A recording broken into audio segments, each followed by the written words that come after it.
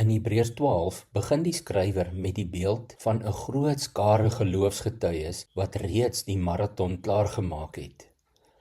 In die boodskap parafrase klink dit so: Die lewe is soos 'n wedloop. Op die paviljoen het ons 'n skare mense wat voor ons met geloof en vertroue in God geleef het. Hulle moedig ons nou aan om gelowig vol te hou met die wedloop. Laat ons dan ontslaa raak van enigiets wat ons hinder om die wedloop van die lewe behoorlik te hardloop. Dit is veral die sonde wat ons gedurig wil pootjie. Laat ons soos die ander gelowiges hardloop met alles wat ons het. Vers 2: Laat ons maar net die wedloop hardloop deur op Jesus te konsentreer. Hy het vir ons gewys wat dit beteken om op God te vertrou en hy sal ons tot aan die einde daarmee help, sodat ons geloof sal bly wat dit behoort te wees. Dink aan sy voorbeeld. Die skande en vernedering van die kruis was nie vir hom te veel nie. Hy het dit alles verdra, omdat hy geweet het dat daar soveel blydskap daarna vir hom wag. Kyk nou net, nou sit hy op die ereplek aan die regterkant van God in die hemel. Ons word uitgenooi om dieselfde wedloop te hardloop, die oog gefestig op Jesus, die begin en volëinder van die geloof. Hierdie beeld herinner ons dat geloof nie 'n kort afstand item is nie, maar 'n lang wedloop wat volharding vra, 'n ultramarathon. Vir die Hebreërs was die versoeking groot om terug te keer na die ou paaie van Judaïsme, want die druk en die vervolging het vir hulle ondraaglik begin raak. Ons leef dalk nie vandag onder presies dieselfde druk nie, maar tog voel dit soms vir sommige gelowiges makliker om terug te skuif na gemak of halfhartigheid wat lei tot onbetrokkenheid en selfs ongeloof. Die geheim lê daarin om jou fokus reg te hou.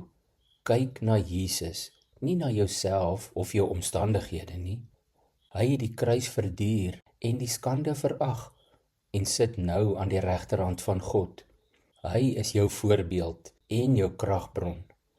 Elke dag se geloofswedloop vra dat jy alle onnodige laste aflê. Dinge wat jou spoed vertraag of jou moed breek. Dit kan skuldgevoelens wees, slegte gewoontes of selfs mense se opinies wat jou geloof kniehalter. En die skrywer lig tereg sonde uit as waarskynlik een van die grootste struikelblokke. Jesus nooi jou vandag om ligter te hardloop, met jou oë op hom gerig. Skryf nou een ding neer wat jou geestelike wedloop swaar maak, een struikelblok of dalk 'n sonde. Bid daaroor en vra Jesus om jou te help om dit permanent neer te lê. Neem 'n eerste klein stap om dit hierdie week reeds prakties te doen. Los dit wat jou verhinder en vervang dit eerder met 'n goeie geestelike gewoonte, soos byvoorbeeld Bybel lees, gebed of meditasie. Kom ons bid saam. Here, baie dankie dat daar so baie geloofshelde voor ons gegaan het en dat ons hulle as ware nou kan ervaar as 'n skare wat ons aanmoedig.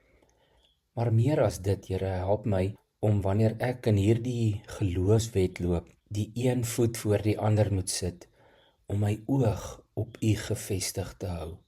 Help my om op U te konsentreer. U is die uiteindelike voorbeeld. Dankie dat U nie teruggedeins het vir die skande van die kruis nie. En dankie dat U vir elkeen van ons ook die begin en die volëinder van ons geloof is. Help ons om enige struikelblokke of laste af te lê, neer te lê, agter te laat en vorentoe te beur met die wete dat U ons nie alleen in hierdie wedloop los nie. Dankie Here Jesus vir wie U is, dat U ons liefhet. Elkeen van ons wil bely dat ons U ook baie liefhet. Amen.